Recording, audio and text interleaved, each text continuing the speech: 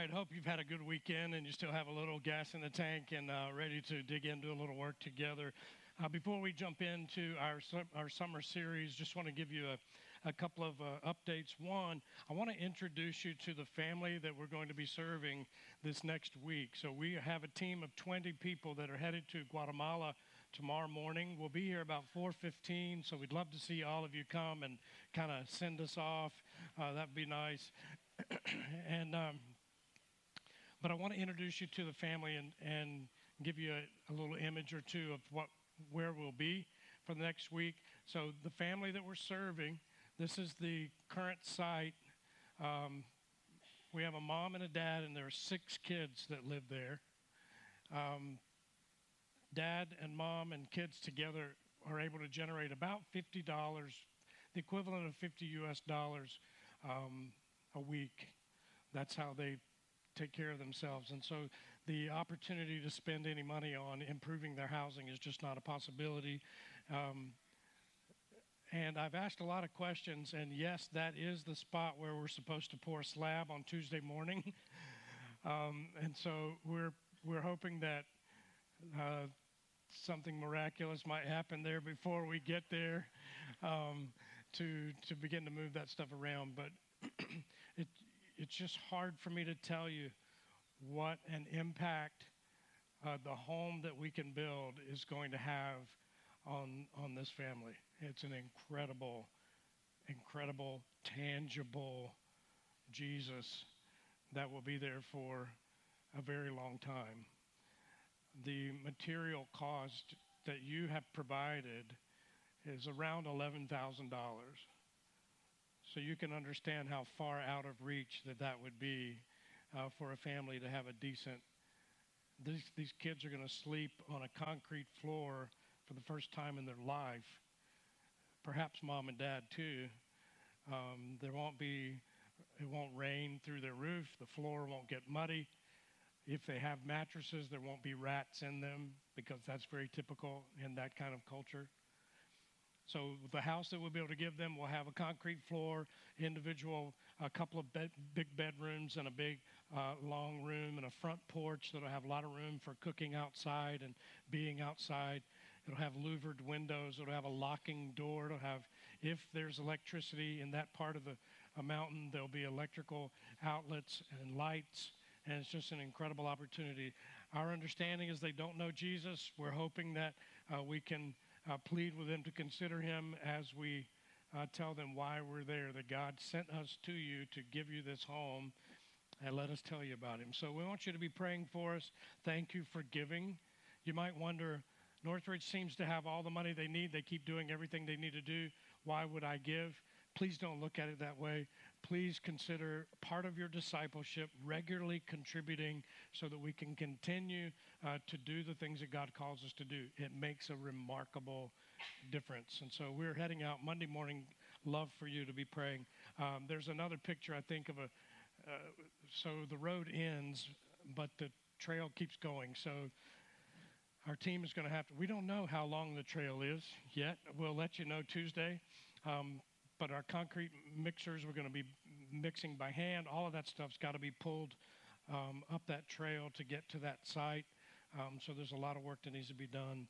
And we just want you to be praying for us. The altitude is somewhere between 5,000 and 10,000 feet. We don't know. Whatever the first video I post, you'll be able to tell by how well I'm breathing as to that. But we're excited. We thank you for sending us. Looking forward to great things this next week for that family. As I tell you that, I also want to remind you that we are forming our team for the Dominican Republic in October. If you have any interest in being on that team, by the way, we need you to be on that team. We would love for you to be there. We can introduce you to Pastor Umberto and the kids that he serves that we provide for every week. Looking for team members for the Dominican Republic. Please let us know of your interest. You can write that on a card. You can drop in the box. Just let us know. Those teams need to form quickly. So if you're interested, we need to know right away.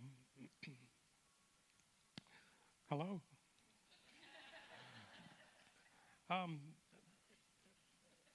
Everybody take a sip of water. We'll get going. This is a fun weekend to have some of you from second service, some from the first service. Some of you are looking around going, I didn't know you went to church here. And so that's a fun thing. All right, let's jump in. We're in a summer series that we're calling a slow and sacred summer.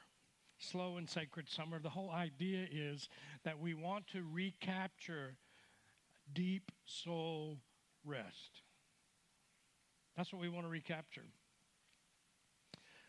We're focusing on practices or habits that the scriptures teach us about, habits that have been offered to us as a gift to give us life, habits that interrupt our normal work routine to remind us of the ultimate reality of who God is and how He is engaged and how He has created the world to function.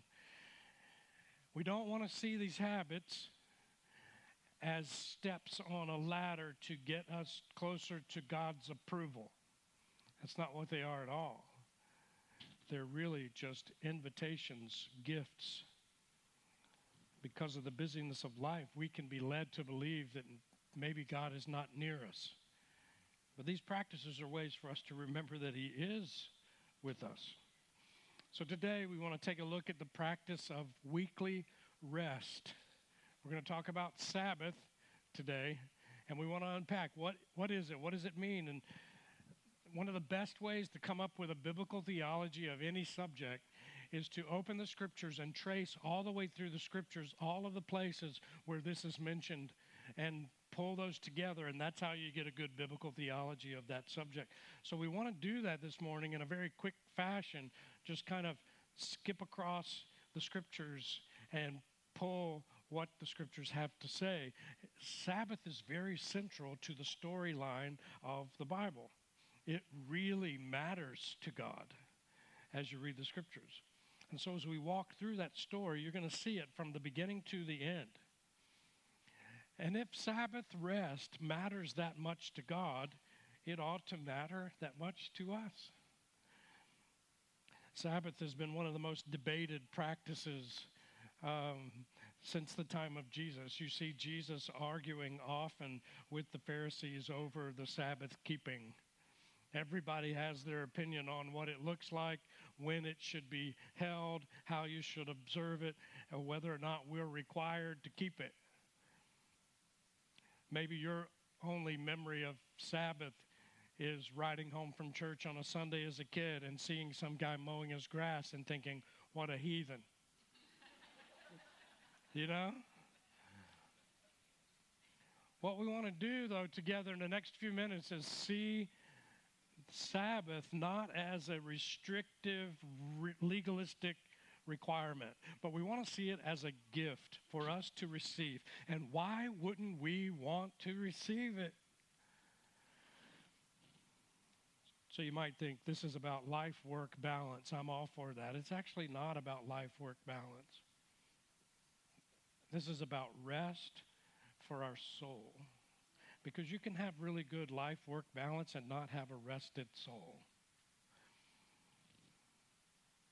Can you turn up the rain sound just a little more? It kind of helps us with this reflective topic. We're going to talk about naps here at the end. So this is a great day for this sermon. You don't have to raise your hand. This is not a time for extroverted thing, but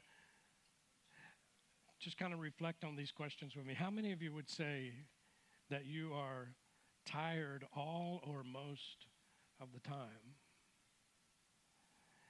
How many of you would say that you start to feel anxiety whenever you think about the things that you have coming up? How many of you comfort yourself often by saying, this is just a season and it's going to get better when? It's just a season, but it's going to get better when the kids are older. It's going to get better when we pay that off. It's going to get better when I get a promotion. It's going to get better when this project is done. And we comfort ourselves often with those words. I want to ask the question, is that what Jesus meant when He said, Matthew chapter 11, verse 28, come to me, all who labor and are heavy laden, and I will give you Rest. Take my yoke upon you and learn from me, for I am gentle and lowly in heart, and you will find, what's the phrase? Rest for your souls. So when Jesus speaks those words, you know what comes next? He starts teaching about Sabbath. That's the next thing that he does. He starts teaching about Sabbath practice. And what Jesus is offering for you is rest at your core. Rest at your core. If you've ever been incredibly anxious and fought anxiety on a daily basis, you know how powerful and good that kind of offer is. He wants you to have rest for your soul. Here's the thing. You can be busy and have a rested soul. You can also be not busy and have a restless soul. It's a pattern of human behavior that whenever we find ourselves restless and stressed, we move away from the very one who can give us this kind of rest. And so we need ways to bring us back again and again and again to him, to the one who gives us rest. And that's what a Sabbath is designed to do, to interrupt your restlessness, to remind you of your limits.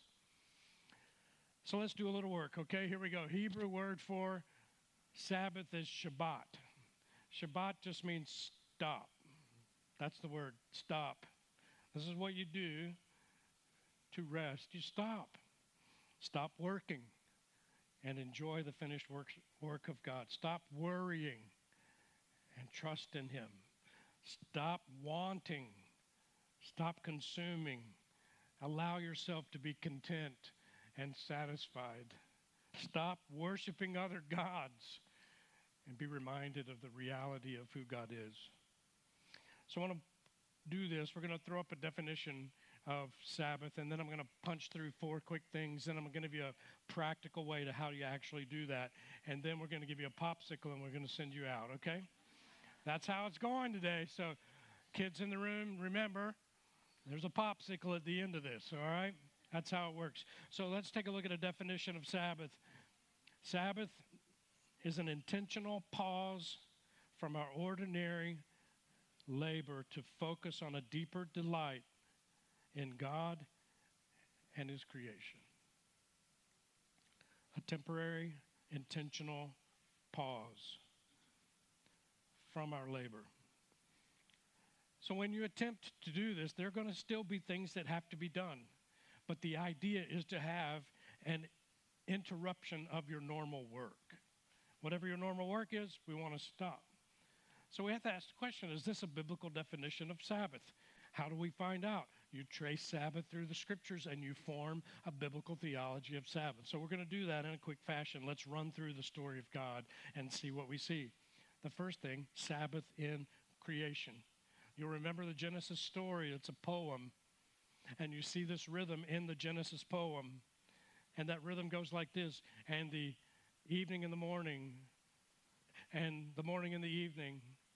And God saw what he had created, and he said, it is good.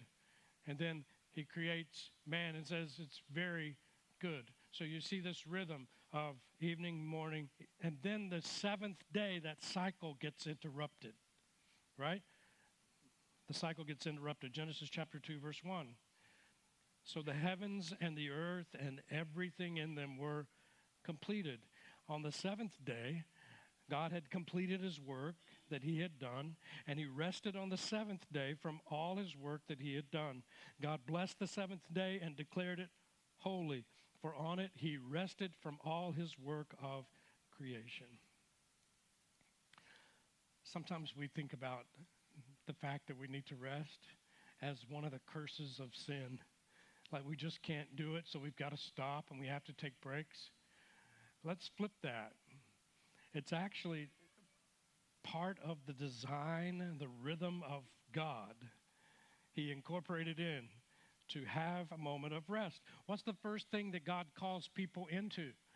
After we're created, the next day is a day of what? Rest.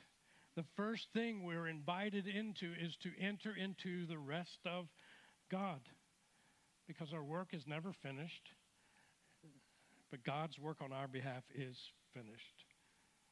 So we see in the creation story this pattern rhythm of rest. The second thing we want to look at is Sabbath in the people of Israel. So they're liberated from Egypt, and God starts feeding them manna. How many of you remember that story from when you were a kid? He starts feeding them manna. Nobody. Okay. I'm just kidding. So kids, here's what happened. People are walking in the wilderness and they need food, and so God says, I'm going to feed you. And every morning they would go out and there would be something like bread laying on the ground, and they could collect that and take it home and use it for cooking and for eating. It was a pretty remarkable, miraculous thing. Only trick is you can't take more than what you need, because if you did, it would go bad. And then there would be a day where you could take double so that you could have a rest day and you wouldn't have to work collecting the bread. So let's read how it goes. Exodus chapter 16. It says, on the sixth day, they gathered twice as much food, 4 quarts apiece, and all the leaders of the community came and reported this to Moses. He told them, this is what the Lord has said. Tomorrow is a day of complete rest, a holy Sabbath to the Lord. Bake what you want to bake and boil what you want to boil, and set aside everything left over to be kept until morning. And so they set it aside until morning, and Moses commanded, as Moses commanded. And here's the greatest verse in all of Scripture. I mean, where's the T-shirt for this and the coffee mug for this? It didn't stink. That's a great verse. It didn't stink. There's your verse, kids. Or have maggots in it. You should just put Exodus 16:24 on your desk at the office and see how long it takes for people to look that up. Verse 25, eat it today. So moms, put this in your kitchen. Eat it today because it doesn't stink. That's what you can do on Sundays. I don't know where I am. Okay, verse 26. For 6 days you will gather, but on the seventh day, the Sabbath, there will be none. So what God is saying, he's saying, even though I'm feeding you from the sky, you are still prone to making this about you. So I'm giving you a weekly reminder that I am the one that's providing for you. So stop and trust me. Remember me. Pause your weekly rhythm. Be free from the tyranny of doing it on your own and in your own strength. Exodus chapter 20, it says, remember the Sabbath day to keep it holy. You are to labor 6 days and do all your work, but on the seventh day is the Sabbath for the Lord your God. You must not do any work. You, your son or your daughter, or your male or female servant, your livestock, or the resident alien who is within your city gates. For the Lord made the heavens and the earth and the sea and everything in them in 6 days. Then he rested on the seventh day. Therefore the Lord blessed the Sabbath day and declared it holy. Deuteronomy 5:15. Remember that you were a slave in Egypt, and the Lord our God brought you out of there with a strong hand and an outstretched arm. This is why the Lord your God has commanded you to keep the Sabbath day. So why practice Sabbath? God says, because you used to be slaves, and now you're free. And slaves have to work all the time. And so as a sign of your freedom from the tyranny of your work, stop working. You want to show that you're really free. Stop. That's how you'll know you're really free. It's better to be a part of the people of God than it is to give into the tyrannical process of having to work all the time. God's people ought to be really free people, so free that in a world where everyone has to work all the time, we are able to stop and rest because we believe that everything belongs to God and everything comes from God. So what a great way to be a good witness to people around you. And you might say, but that's evangelism. I don't know how to do that. I'm not sure I can do that. You can. Start here. Learn to say no. I'm on Sabbath. It might sound weird. Dude, you want to do this on Saturday? I can't. I'm on Sabbath that day. Saturday's my Sabbath. You don't have to call it Sabbath. You can say something a little cooler than that. But what if we learned how to pause and interrupt our regular work flow? We can make deliberate plans for rest and say, no, we're going to stop. Why would you spend the entire day doom scrolling, social media, or streaming Netflix, or digging through and working on email? Let's be honest, that stuff is messing us up. And it does not give my soul rest. If I watch 6 straight episodes of something just lying on the couch, my physical body has rested, but my soul does not feel rested. We're believing a lie that says if we don't stay engaged with this stuff, then we don't matter. Let's stop and rest and be free and trust Him. Okay, is that all you wanted to say about that? We're going to move to the third one. Number 3, Sabbath in the life of Jesus. Let's look at Sabbath in the life of Jesus. Jesus begins his ministry on the Sabbath. He goes into the synagogue and he's teaching. Luke chapter 4 tells us about it. Jesus said, "The Spirit of the Lord is on me because He has anointed me to preach the good news to the poor.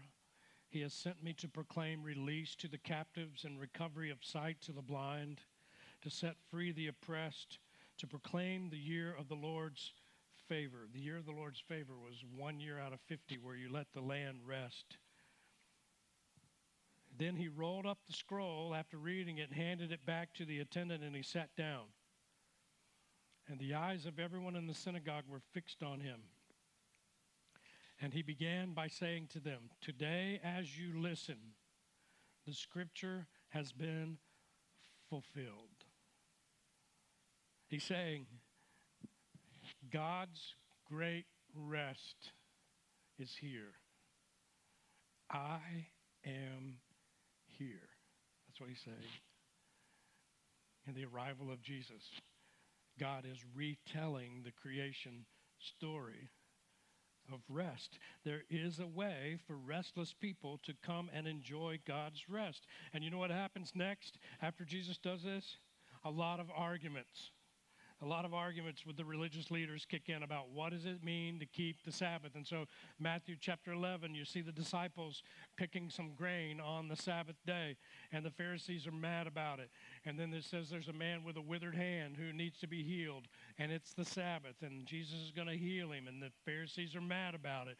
And they're arguing about the Sabbath. And so Jesus pulls up, I love this, he pulls up and says to the Pharisees, "I am the Lord of the Sabbath. I get to decide what is lawful on the Sabbath." And he says, "And it is good to do good on the Sabbath." Mark chapter 2, verse 27. Here's what he says. "The Sabbath was made for man, not the man for the Sabbath."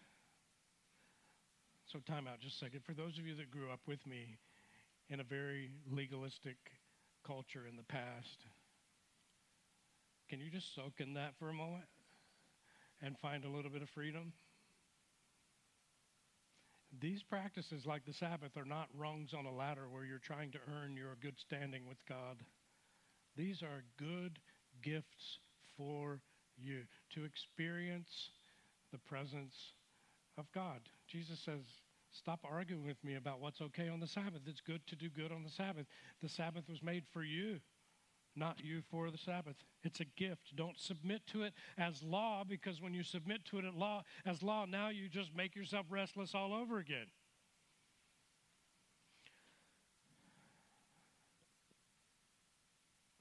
You hear that? Number 4, Sabbath in the church. Sabbath in the church. So in light of all of that, there's a lot of disagreement about how do we celebrate it. When do we celebrate? What day of the week is appropriate? Which day is the wrong day? The early church switched somewhere along the way from a Saturday to a Sunday, and they did it to commemorate the resurrection of Jesus. But in Hebrews chapter 4, the writer of Hebrews tells us this: "Therefore a Sabbath rest remains for God's people. For the person who has entered his rest and has rested from his own works, just as God did from us, let us then make every effort to enter that rest. This is a really interesting phrase. Make every effort to rest. Isn't that strange? Work hard at resting. What the writer is telling us is it doesn't really matter which day is the one that you pick, but work hard at making sure you do pick one and that you rest. Make every effort to enter the rest of Christ.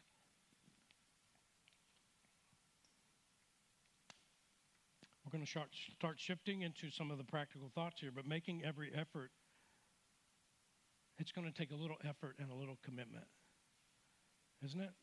A little effort and a little commitment if we're going to do this well, to stop, to enter into that kind of rest.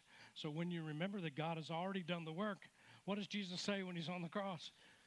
It is finished.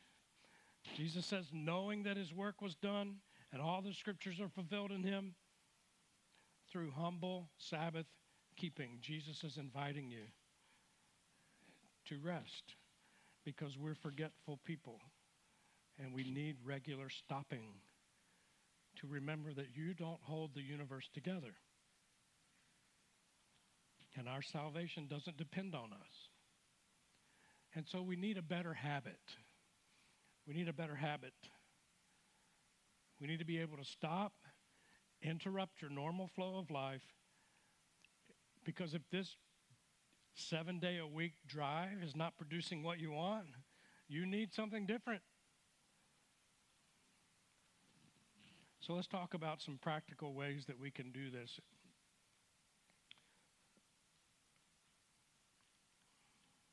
There are 4 in your notes on your app. I'm going to crank those out really fast, and then we're just going to talk about what does it actually look like on a day. Okay? Does that sound good? 4 basic things. These are for note takers. 1, be honest with where you are. If you're tired, exhausted, depressed, tell God about it. That's what Jordan talked about last week about prayer, why that's so important for us to not only speak to God, but to listen to God. So start there. Be honest with where you are. Number 2, repent of self-sufficiency. Repent. Just say to God, God, I've practiced some bad habits. I need some better ones. I realize that binge watching does not rest my soul. Number 3, receive the offer of rest. Jesus says, come to me. You say, I'm in. That's what you do. I'm in. I believe you have rest for me. And then number 4, develop a plan as a way to remind my forgetful soul I need to pick a day and make a plan. Okay, that's the sermon. What do we do? What does it look like for us to take a Sabbath? Let's just pick a day, okay? Let's pick Sunday because we're here on a Sunday. For me, that doesn't work so well because I have a second job. I have to work on Sundays. It's not a second job. I'm just telling you. It doesn't work for me. So sometimes for me, I'll need to pick something that starts on a Friday evening. Maybe for you, start on a Saturday evening. It doesn't matter. You can pick whatever day of week depending on your schedule. The idea is that you stop and interrupt the flow of regular work. So it might go like this. So on Saturday evening, you might set a time, 6 p.m. You might say, all right, here's what I'm going to do. I'm going to pause. Maybe you have a meal with your family. Maybe you just get on your knees and you just pray. Maybe you read a scripture, but the idea is you say,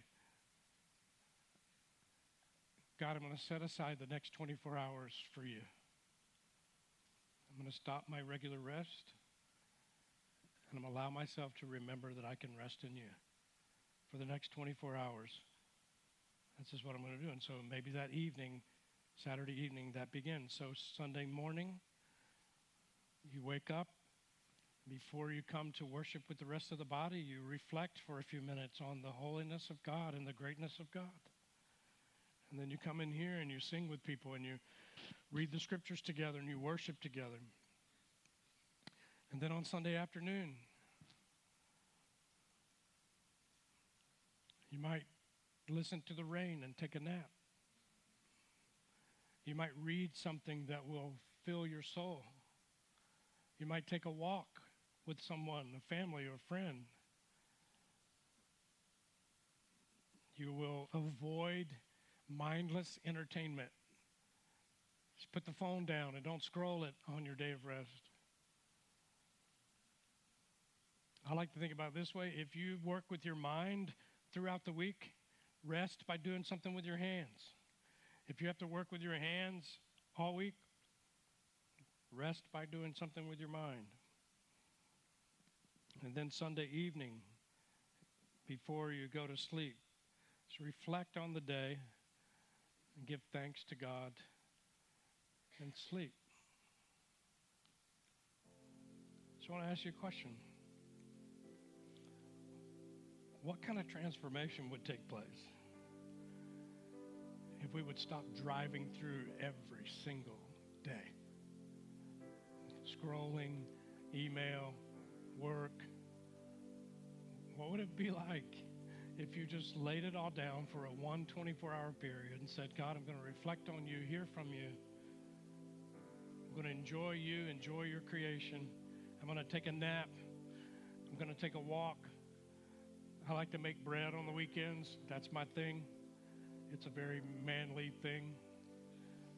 I love doing that. It's restful for me. Maybe read a book. Allow your mind to focus on Him. I know that every life stage is different. If I had a 3-year-old, would not make bread. But there's a way to enter into His rest. It's not just a spiritual rest. God invites you to physically, mentally, spiritually rest. Why would we not want to receive that gift? I want to encourage you to receive that. And maybe today, start that tradition. What a gift to hand to your kids, the next generation, to teach them how to pause this daily, weekly rhythm.